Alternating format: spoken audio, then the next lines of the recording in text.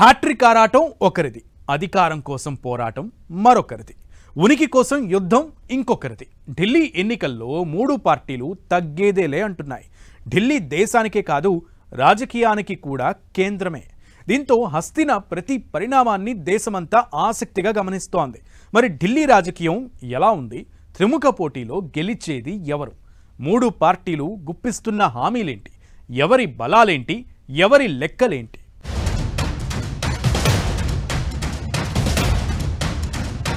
Delhi election ఫైట్లో పార్టీలు తగ్గేదేలే. రోజుకో మలుపు తిరుగుతున్న రాజకీయం, ఉచిత హామీల జల్లులో తడుస్తున్న ఢిల్లీ ఓటర్. త్రిముఖ పోటీలో గెలిచేదెవరు? ఏ పార్టీ బలాలేంటి?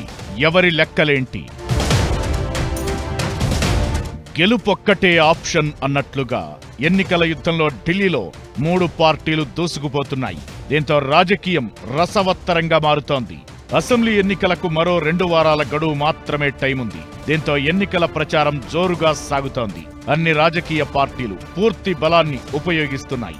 గెలుపే లక్ష్యంగా ఓటర్లపై హామీలు గుప్పిస్తున్నాయి.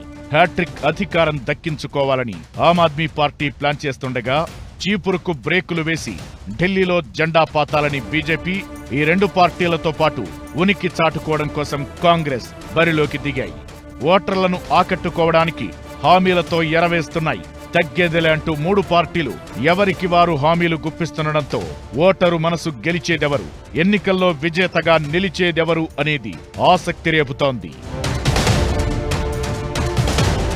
మహిళలకు ఫ్రీ బస్సు ప్రయాణంతో పాటు 2100 రూపాయలు అందిస్తామని హామీ ఇచ్చిన ఆప్, మురుగునీటి కాల్వలను బాగు చేస్తామని హామీ ఇచ్చారు. ప్రతి ఇంటికి స్వచ్ఛమైన మంచినీరు, వృద్ధులకు ఉచిత వైద్యం, ఆటో డ్రైవర్లకు 10 లక్షల బీమా, అర్చకులు పూజారుల 18,000 గౌరవ వేతనం, అద్దెకు ఉండేవారికి ఉచిత విద్యుత్ అంటూ హామీల వల విసురుతోంది.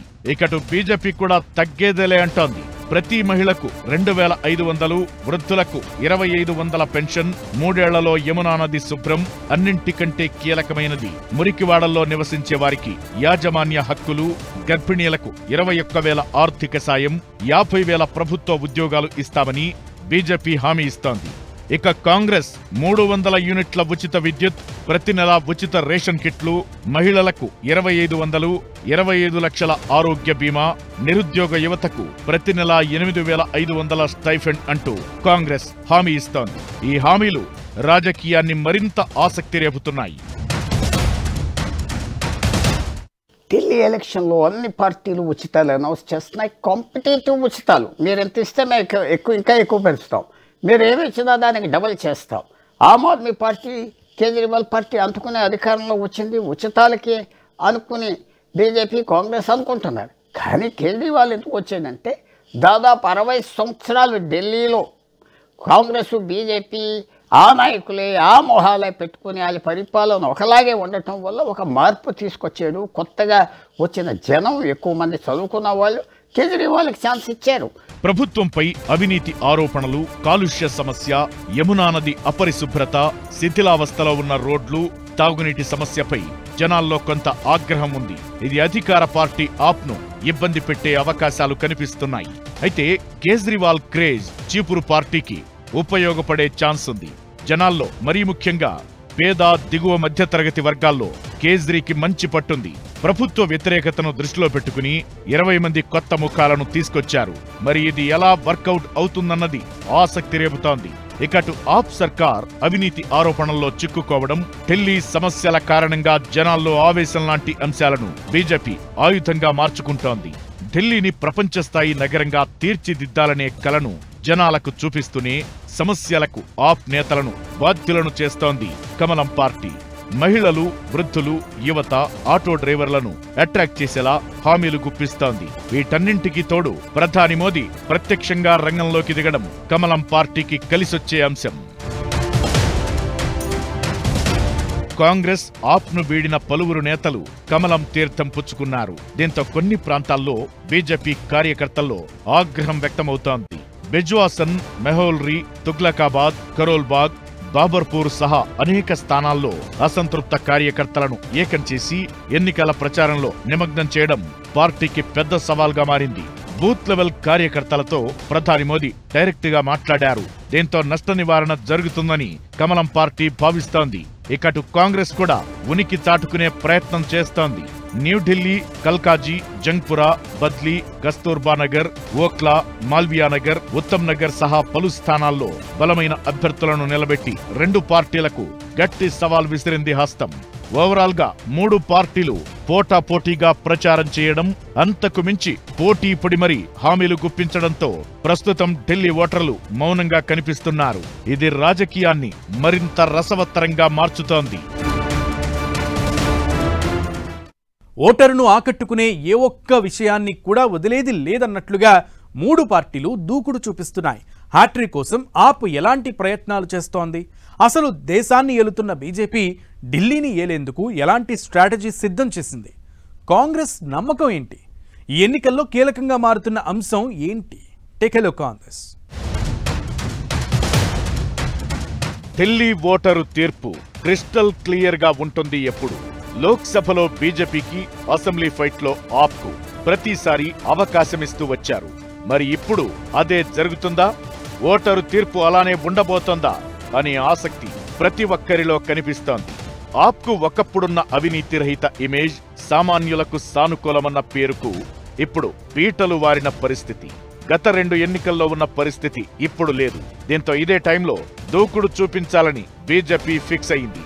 దీనికోసం బూత్ స్థాయి నుంచే పక్కా వ్యూహంతో వ్యవహరిస్తోంది. ప్రతి బూత్ లో కనీసం 50% ఓట్లు సాధించేలా కార్యకర్తలకు లక్ష్యాన్ని నిర్దేశించింది.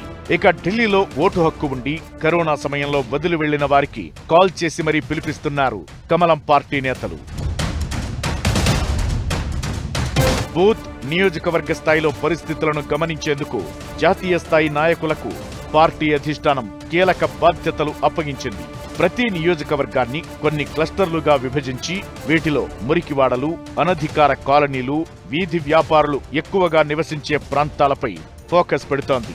ప్రతి ఇంటికి వెళ్లి సమస్యలు తెలుసుకుని హామీలు ఇస్తోంది. దీంతో ఓ ప్రాంతానికి చెందిన ఓట్లను గంపగుత్తగా సాధించే ప్రయత్నం చేస్తోంది. ఆర్ఎస్ఎస్ సాయం కూడా తీసుకుంటోంది. బీజేపీకి ఉన్న బలం ఏంటంటే నరేంద్ర మోదీ సెంట్రల్ గవర్నమెంట్ మాది, మేము అన్నీ చేయగలం అని వాళ్ళు చెప్పుకుని పార్లమెంట్ ఎలక్షన్స్ అన్నీ గెలుస్తున్నారు. కాంగ్రెస్ పార్టీకి ఒకే బలం ఉన్నది, మైనారిటీస్ ఆ సీట్ కాంగ్రెస్ గెలవగలదంటే వేస్తారు, లేకపోతే స్విచ్ అవ్వచ్చు. సో ఈ అన్ని బలాలతో ముందలు వచ్చారంటే మూడు పార్టీలు క్యాల్కులేషన్స్ ఏదో రకంగా ఈసారి ఈ ఢిల్లీ లిక్కర్ స్కామ్ అవ్వింది, ఇవన్నీ అవ్వేక జైలుకు కూడా వెళ్ళాడు కేజ్రీవాల్. ఏదో మెజారిటీ 70 ఎమ్మెల్యేలో తెచ్చుకుంటే మన స్థిరపడిపోవచ్చు అనేది కేజ్రీవాల్ ఐడియా. పూర్తి ఎఫర్ట్ చేస్తాడు. ఢిల్లీలో 14 స్థానాల్లో మైనారిటీలు, దళితుల ఓట్ల ప్రభావం ఎక్కువ. ఆ స్థానాలపై కాంగ్రెస్ ఆశలు పెట్టుకుంది. ఇన్నాళ్లు ఆప్నకు మద్దతుగా ఉన్న ముస్లింలు తమ వైపు టర్న్ అవుతారని కాంగ్రెస్ లెక్కలు వేసుకుంటోంది. ఢిల్లీలో ముస్లింలు, మైనారిటీల కోసం నిలబడుతోంది తమ పార్టీ మాత్రమే అని కాంగ్రెస్ నేతలు ప్రచారం చేస్తున్నారు. అయితే ముస్లింలు కాంగ్రెస్ వైపు మలుపు తిరగడం అంత ఈజీగా అయ్యే పనిలా కనిపించడం లేదు. ముస్లిం డామినేషన్ ప్రాంతాల్లో గతంలో కాంగ్రెస్ నాయకులుగా పేరు సంపాదించిన వాళ్లు ఇప్పుడు ఆప్లో ఉన్నారు. వీరిలో కొంతమంది ఆ పార్టీ నుంచి అభ్యర్థులుగా ఉన్నారు. తమ సొంత చరిష్మాతోనే గెలిచే సత్తా వీరికుంది. ఇకటు ఢిల్లీ ఎన్నికల బరిలో మజ్లిస్ కూడా ఉంది. దీంతో ముస్లిం ఓట్లను ఆ పార్టీ చీల్చే అవకాశాలు లేకపోలేదు. ఈ అడ్డంకులను దాటుకుని విజయం సాధించడం అంత ఈజీ కాదు. ఓట్లు పెరిగే అవకాశమైతే పక్కాగా ఉన్నా అది కాంగ్రెస్ ను విజయం వరకు తీసుకెళ్తుందా లేదా అన్నదే మ్యాటర్.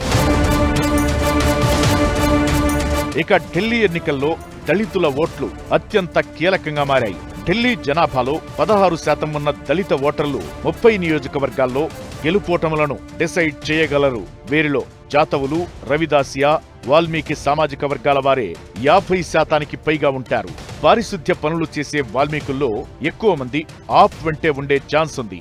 ఆప్ సర్కార్పై దళితుల్లో చాలా మంది అసంతృప్తితో ఉన్నారనే ప్రచారం జరుగుతోంది.